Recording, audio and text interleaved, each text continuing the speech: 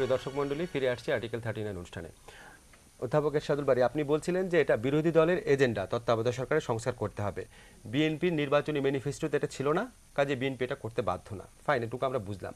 কিন্তু আপনার গণতান্ত্রিক সিস্টেমে আমরা জানি বিরোধী দল হচ্ছে শ্যাডো গভর্নমেন্টের মতো, এবং সবসময় যে কোনো আদর্শ গণতান্ত্রিক ব্যবস্থাতে সরকারকে বিরোধী দলের সাথে পরামর্শক্রমে সরকার কোনো একটা সংস্কার বা কোনো একটা সিদ্ধান্ত নেওয়ার চেষ্টা করে। পরামর্শ ঠিক কথা নয়। আচ্ছা, ঠিক আছে।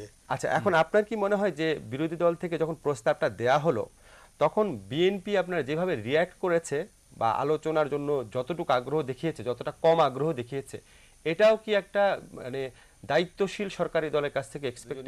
অনেক চমৎকার চমৎকার কথা বলেছেন, এক্সপ্লেইন করেছেন, কিন্তু যেহেতু আমাদের সময় শেষ, সেজন্য অনুষ্ঠান শেষ করছি। আপনাদের দুজনকে অসংখ্য ধন্যবাদ জানাচ্ছি। প্রিয় দর্শক, আমি আজকের অনুষ্ঠানে কোনো উপসংহার টানছি না, আমাদের খুব জমজমাট আলোচনা হয়েছে। আমরা আলোচনা থেকে একটি জিনিস শুধু বুঝতে পারছি যে দুটো দলের মধ্যে ব্যবধান যত কমিয়ে আনা যাবে, নির্বাচন নিয়ে বিতর্ক এবং অনিশ্চয়তা ততই দূর হবে। আপনাদের সবাইকে আগামী অনুষ্ঠান দেখার আমন্ত্রণ জানিয়ে শেষ করছি।